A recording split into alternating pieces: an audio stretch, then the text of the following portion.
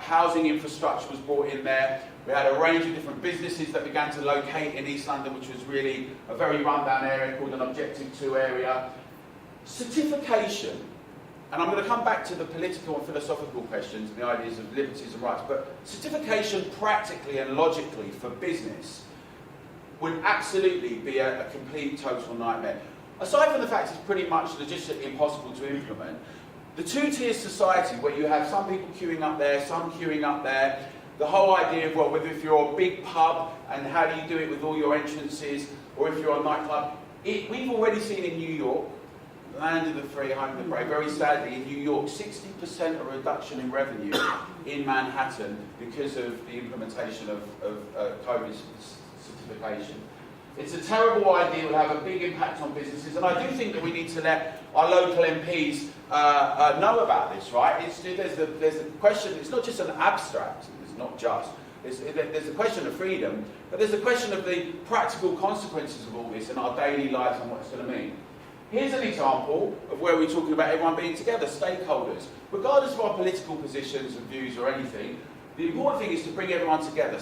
And we did a really remarkable job over the years. Many people worked together to bring together discussions with the police and councillors and mayors and others. Here's Andy Burnham speaking after the terrible attacks in Manchester with the 1970s at Parklife. And what happened was, there was a real clarity there where we said we've got a common purpose here, where there's some people that have got very nihilistic, terrible ideas, they want to attack us, and we had a minute's applause rather than a minute's silence for everyone, for the responders and the families. The point is coming together, common interest, common purpose, not having a separated two-tier society where we're divided and penalising people who, for whatever reason, decide they don't want to or they can't choose. The Together campaign, by the way, is for both vaccinated and unvaccinated. It's much more question, as Laura was saying, is why should you have to show your papers, your most intimate details to security guards or anyone else? One quick example, Sarah Tate, who was the MD of Mother Advertising, a very big advertising agency in the UK, made the point, the only reason they came to Hackney was because of the dynamic nightlife. Spontaneity, the idea you can go from a restaurant to a street food space, to a pop-up, to a few bars, and then a nightclub, and then finish off somewhere else and have some breakfast, potentially, if you've got that kind of stamina. But the idea of a kind of cyclical, dynamic, open, exciting, diverse nightlife, day and night, retail hubs, where things are lit up, where there are people working and engaged, and we're all part of a community. All of that gets impacted by the idea of show me your papers, as well as all the civil liberties implications. We know that Sweden had a different model, as Professor Carl Hinnigan said. The irony is that I was actually asked to go and speak to in Stockholm and advise them, and now looking back on it, you think really we should have had them advising us. They continued to allow a sensible approach where they had a certain amount of people that were allowed together. They did have restrictions, and no one really knew at the start where things were, but they had a sensible approach in terms of school, in terms of congregations of people, and obviously they also made some mistakes. Many people have made mistakes, but the approach was smart. And the idea of having COVID passports is an absolute no. We've had so many challenges that we have to deal with today, right? The whole question of the kind of cities that we want, how we manage infrastructure, how we develop challenges along the lines of terror and other things. How do we overcome all these things? We overcome those things together, working together as members of communities, as our contribution. When we get divided around these issues, when we start saying you're this thing and you're that thing and you can come here, and when do we ever do that deal? When was that ever presented to us? One of the things is we've got the consultation, we're advising everyone to take it. It is true it's very loaded and leveraged, but we're advising people to actually not fill in don't know or whatever, but just fill in the boxes and say, these are our opinions, we think it's utterly wrong if you happen to think that, they're egregious and we don't agree, because they do have to recognise those things and we should respond, but we should do much more, and I'm going to come on to that. We've seen a range of things happen. We've seen protests, we've seen people campaigning up and down the country. There's been some really good things that have come out of this, and new fellow travellers who are concerned about implications to freedom and liberty. But the problem with lockdown and the problem with this situation is that many people have felt isolated. I mentioned New York. I mean, both New York and Melbourne to me are some of the most tragic things. I mean, I lived in St Kilda when it was a very different place, and I've got a lot of friends there, and I often can't bear to watch some of the footage coming out from there. It's like martial law. And I think the thing is, sometimes people look at it and say, obviously it's not like that here, and that's true. But we also have to think very carefully about what this experiment we're talking about freedom is. You look at a place like New York, which prides itself, and America prides itself on the idea of freedom, you know, the Constitution, born out of that whole revolutionary moment, exciting dynamic, the industrialization, capitalism, possibility, personal freedom, all of the rights. And now you have to go and show your papers to go into a bar or a venue or a theatre or a club. It's just preposterous. Similarly with Paris. This experiment that we've got, that maybe started 300 years ago and really took form the last 150 years, the idea of our freedom and our liberties, this is the other thing that I find so insidious and problematic. It's that this current, the current government seems to think that it's okay to hoist that onto licensed premises to push it. And even if it does not become mandatory, if they then say, well, it's winter and we need these things and it will be voluntary, we then know that that will then be implemented through local authorities and others, and we've got a challenge there as well. The very notion that something that's unscientific, that's unnecessary and discriminatory, should still be imposed on us, should challenge anyone that is concerned about freedom and rights and liberty. I want to come back to this thing about the British public. Personal responsibility, virtue, volunteering, and all the things we want to do. I think, contrary to the current discussion about the public, which is often seen as being violent or stupid, or there's a lot of contempt for them, or just shut up and do as you're told, we're going to nudge you. I actually think we're the best that there is. I think that ordinary people in local communities, when they volunteer and they help and they do their things, I think us, we the people, citizens, play a really important role, and we need to get much more vocal about some of our concerns. We need to be heard much more. And I really think that, Sir Graham will probably say this is true, I don't know, but once MPs start hearing from a certain number of constituents, and once you get over about 100, they have to listen. One of the things about lockdown, people felt very isolated and shut off. We now need to assert our voices. We need to say that, we're very concerned with this. We want to know how you're going to vote. What's your position on this? We think there are consequences for business, but also for our freedom. And let your local MPs know, and councillors as well.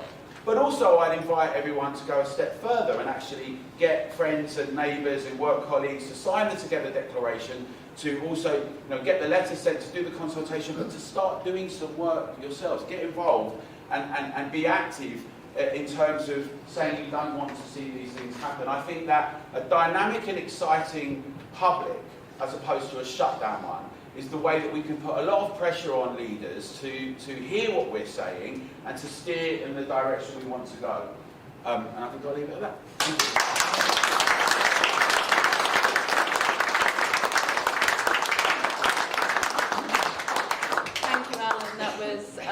A fantastic trot round some cities that I think we've probably all been missing actually going, so it's nice actually to see some pictures, but that was a great take for the licensing industry.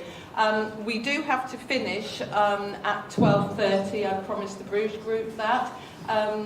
My husband Tony's roaming with a mic, but Tony, could you just go to Francis first, who's just going to give us a quick perspective on the Public Health Act, and then we can open to questions.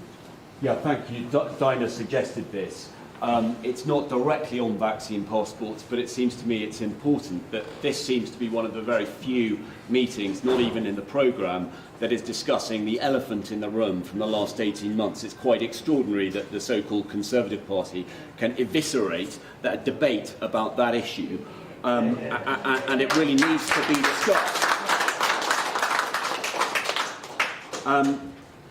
Just on that particular point, unfortunately, and wrongly in my view, the Court of Appeal have decided that the government can effectively restrict a life in this country in any way they like, providing that they are satisfied that there is a risk. That, according to me, Lord Sumption, many other QCs, is an entirely wrong decision, but unfortunately one we have to live with. As a result, it's my suggestion that what we need is to probably repeal part of the Public Health Act, the part that was inserted in 2008. Not because I think it gives government those rights, but because, unfortunately, that is the situation we have to live with. The ability to issue regulations is within the Civil Contingencies Act, which requires debate by the whole of the House of Commons and the House of Lords within 7 days in any circumstances, whether they are sitting, whether they have been prorogued, even whether Parliament is not sitting at all. I would suggest 4 absolute prohibitions on the Civil Contingencies Act 2. Firstly, no prohibition on any gatherings in a private household. Secondly, no blanket prohibitions on protest or on political association in any circumstances. Thirdly, no blanket prohibition on the opening of classes of businesses. I accept that there may be circumstances in which certain businesses, perhaps in certain towns, in very serious pandemics, and my good friend Lucy Esope, who's a pandemic planner, has suggested that the pandemic plans that we had in this country and in the WHO envisaged 700,000 people dying. They didn't even contemplate closing whole sectors of businesses. They said quite rightly that even in a serious pandemic, which this wasn't relative to Spanish flu and relative to many other things, would be counterproductive. And finally, no restrictions based on medical status, which I hope is something we can all do. Thank you, Brian. Question, please. Yes, the gentleman next door to Francis, Tony. So I'm not sure if that's working.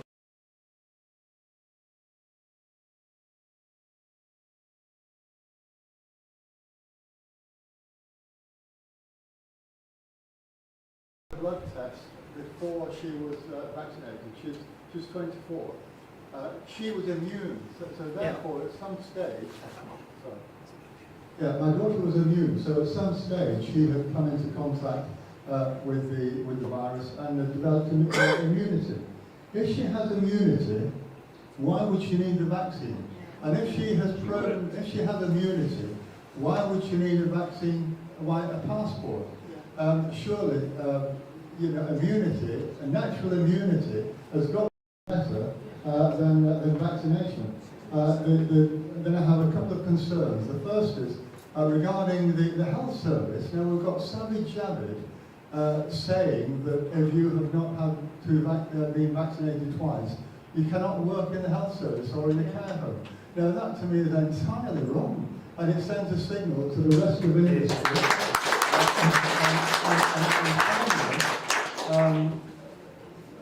Forgive me, I've forgotten. Miss Dodsworth, Mrs. Dodsworth, I'm not sure. I don't know what to say these days.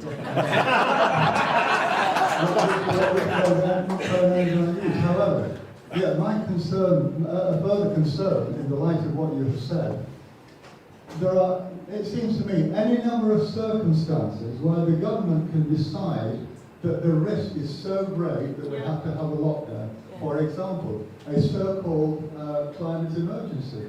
At what stage are we all going to be confined to our homes because they don't want to use in our cars or whatever? Okay. Thank you, sir. Tony, there's a question here. The chap in the blue check shirt. If you could just try and keep your questions brief, because I'm just trying to get through as many as possible. This is a very short question, thanks to every member of the panel. What is your view on the mandatory vaccination of people to keep their jobs? Yeah. Thank you. Gentleman next door to you. Yeah, that gentleman there. It comes back to that exact point around mandatory jobs. So it's been allowed to get through Parliament that to work in certain care homes you have to be vaccinated. My employer attempted to do that. So the fact that the press is turning, and there was a post in the Telegraph where it showed that if you've had the vaccine, you are no less likely to have a viral load spread than if you are vaccinated. I managed to win that argument, and as long as I do a PCR test and submit to being tested, I can still attend work. What are the government going to do to prevent the restriction of my freedoms and my rights and my ability to earn a living, or shall I find a different country to live in? Because I'm not going to continue to submit to a country that removes my freedoms. We live in a democracy. When is that going to be restored? On the aisle. My son works at the care centre and he's going to be fired next month. Is Boris Thank going to you, pay sir. his Go wages? ahead, sir. One of the things that's not widely discussed, even by parliamentarians, is the side effects of the vaccine and the long-term implications of the vaccine. If you ask a number of people around here, I know it's not only anecdotal, but you see all over, there's blood clots, the spike proteins, the impact that they're having on people's X% of the population systems, and the extent to which the vaccine itself is enhancing or causing the variants. So that's the, when will the parliamentarians be looking at some of the side effects of the vaccine, which must be influencing the number of people who are getting vaccinated. And a very just quick point, it's not a question, we're seeing exactly the same pattern with climate science. Yes. Overreaction, emergency, parking the bus on one part of the spectrum of the science and then just rigidly leaving it there. If you look at the climate science across a range of well-distinguished scientists, it's off the government's policy. And the green globalist in number 10 needs to get that through his head. Thank you. Perhaps we're going to invent some new variants on adjectives as to what we can call crises. Shall we just take one more, the lady in the green there, and then let's go along the panel. Hi, I just wanted to firstly say I've just come back from Berlin. It is a fantastic city, but they do acknowledge you can get either a vaccine passport or prove that you've recovered from COVID. And one of the other things I think that I saw really early on, and probably why Germany's done less tests, is the German scientists put out a paper that transmission when you have no symptoms is very low. And so they realise that you only need to test people who are, we're finding more cases because we're finding more no symptom cases because we're testing more people. But my question would be, especially on your excellent idea about extrapolation, which I think I work in financial services and they do the same thing in the city all the time. People think things will just keep going up and up and up and they never do. But I think that the governments keep saying they're following the science, but they're only following the science that suits their agenda. They're not actually understanding how science works, and they're ignoring too many people on the other side. Thank you. To start off and deal with some of the questions. I think most of them were directed at you. I nearly got beyond one page of questions there. So the key about a new pathogen is novelty. And when it's novel, it means many more of us are susceptible. And therefore, we're more at risk of being infected. In a normal course of infection, what should happen is by the time we get to 16, we face this pathogen. That's what natural immunity does. And over a life course, we face it again and again. But because we've got this prior immunity, that actually leads to a cold and not a serious infection. On occasion, you do get serious infections. The problem is, as you get older, you get something called immunosenescence. In effect, your immune system goes to sleep. It takes a long time to ramp up. So when I'm seeing an 85-year-old, they may have been unwell for 4 or 5 days, nobody's recognised it, and they are seriously unwell because their immune system isn't functioning. What's happening here is a distortion of scientific thinking because people are not accepting the notion of endemic disease and natural immunity. What happens with the evidence base is we'll get there in the end, but how many people will be harmed on the way until we get an appropriate evidence base? When it comes to vaccines, what we really need to do is ask what type of evidence do we require so we can be informed.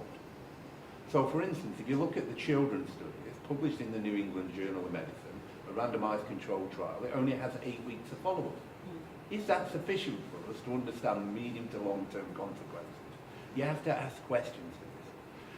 But me and Sir Graham share something in common. In 1997, I entered the healthcare system and you entered Parliament. I think in that time we've had 13 health secretaries. Don't ask me to name more. Maybe Sir Graham can. The question is, what do you want to be remembered for?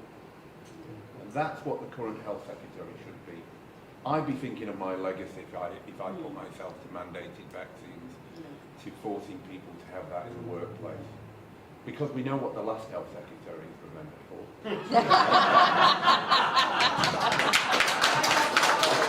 And it takes a long time to undo that in life.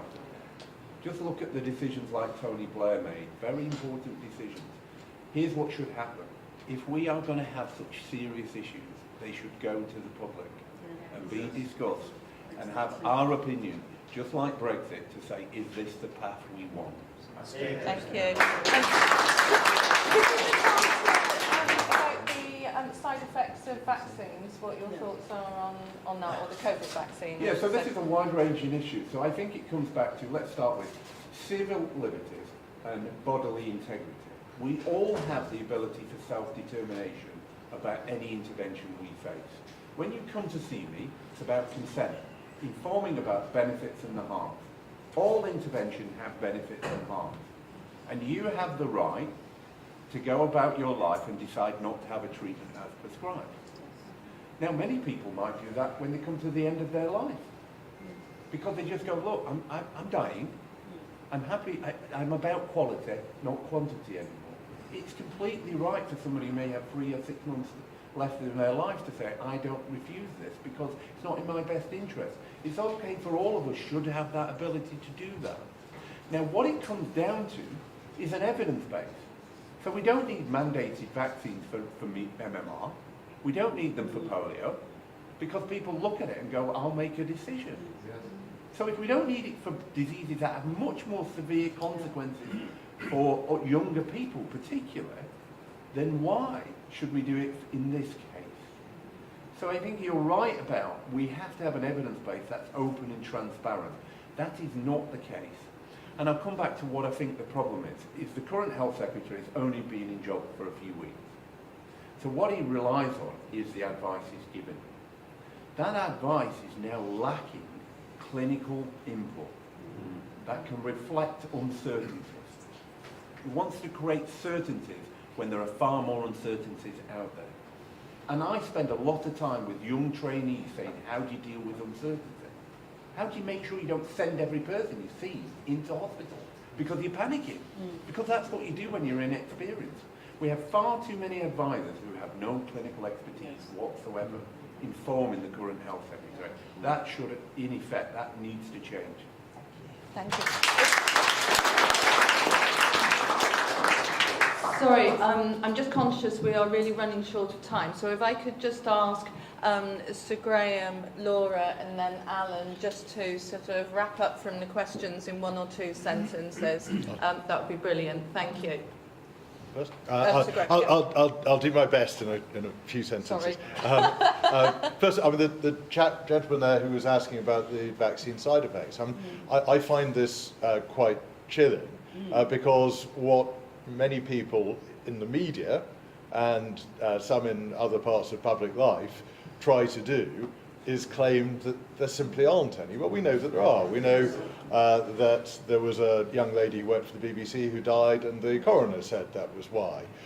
We heard JCVI saying, on balance, it's slightly in the interests of children over the age of 12 to have the vaccine, but they're not sure about it because they don't have the long-term evidence of side effects. We ought to be able to have that rational debate, and we shouldn't be treated like children who aren't allowed to know. We should be able to look at it and say, yes, we know there's a downside. My view, I'm 54, I took the vaccine last year thinking, well, over 50 seemed like a pretty sensible thing to do. If I was 17, I'm not sure I would have come to the same conclusion. The only other point I wanted to make, I'm afraid at the moment we can't rely on the government to make sure these things don't happen, but I agree with Alan. Make sure you make your views known to members of Parliament. Make sure they know that people care about their freedom. And I'm afraid that the real downside for you is that we now know as well, even if you want to leave the country, they might ban you from doing so. When I was a boy, it was only the Soviet Union that did that. You can't give feedback because we tried to give feedback yesterday in the members committee. We've tried to give it in the meetings, and unless you put it through the app and they sense what you hear, we're all made to be silent and complicit. Hence why it was missed off the booklet. Yes. I believe it was deliberate, but that's just For the record, might have missed it. So Graham, you are my MP. Let me, sorry, I'm just going to have to move it on to Laura to make some comments and then Alan. Yeah, I'm going to just respond to the gentleman who said, is there a risk we could lock down again? Well, COVID-19 isn't the last novel virus and it's not the last crisis. And I think, unfortunately, the British public did accept lockdown. I'm afraid I'm a massive outlier that I never thought that the first lockdown was scientifically based or moral. Yeah. But generally, over the 3 lockdowns, I think a lot of people have come to the same conclusion. If you concede that lockdown is a useful tool, I'm afraid you have to concede it will be used again. The Scottish Government has been consulting on the proposal to extend the emergency legislation and make it permanent, which would include the ability to lock down. Now, the chilling part of that proposal was not just that it would be for COVID, but for, I quote, any incidences. So I think that Francis' suggestion about the Public Health Act is way beyond any of my legal knowledge, but that sounds like a really important way to move forward. And you do have to be aware that a lockdown could be used again. But let me tell you why. Not just because it could be imposed by the government, but because you can be persuaded it's a good idea. How can you be persuaded? Well, there's a panoply of persuasions available to the behavioural scientists and the various units within the government. And I think it is incredibly important to understand that, not just because I have a book, but because I think actually the nudging is one of the most fundamental threats to democracy, because it affects your rational thinking and the decisions you make without you being known you're being subliminally manipulated. So it's really important to understand that goes on. Absolutely. Thank you. I think that we're at a really important historical juncture, without sounding too melodramatic, when the idea of individual conscience can actually be sort of pushed to one side, the idea of choice, a rational determination by citizens can be pushed to one side. We think about the kind of societies that have done that historically, and we think about what we're being faced with. The no jab, no job is so problematic. I think you win hearts and minds. That's how you should always do it. Let's be honest, 90% of British adults have been vaccinated with 1 shot, and not that much less with 2. But you have to convince people of the efficacy of something, and we also have to respect the fact that people may not choose those things, and we also have to be able to have an open debate. It's one of the 7 things that Together is actually campaigning around free speech and open debate. The end of that didn't start with the response to COVID, but it's gone on steroids. People pulled off from social media, people being cancelled for saying certain things. We should have the confidence to debate the pros and cons, the issues. How can we say that we believe in science without critical debate and discussion? It's ludicrous. We should stop that Orwellian attempt to stifle and suffocate us. We should say we the people have a voice. We should come out of this response to lockdown and say, actually, what we do matters and can change things. I'd invite everyone to sign the Together Declaration, also to tell your friends and share it, and let's have our voices heard. And when we say, what are you going to do about it, we point at other people and everything. Think, where is our personal responsibility in this? If you don't want to see our country go down a certain path, we all have a responsibility to take a position on that. Make our voices heard and do something about it. Let's do that together.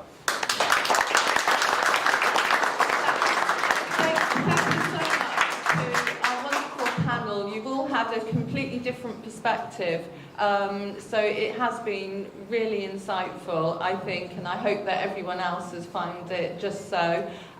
Do sign the Together Declaration, because that is something important that we can all do. You all are making a difference by coming along here, so thank you for that. Ask your friends and family to sign the Together Declaration. And you've got some Christmas shopping here. You can get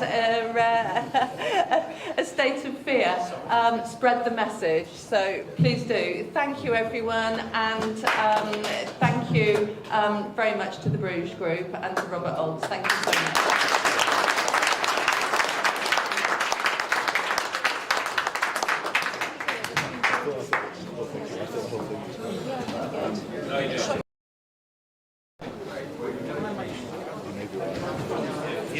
I doubt it.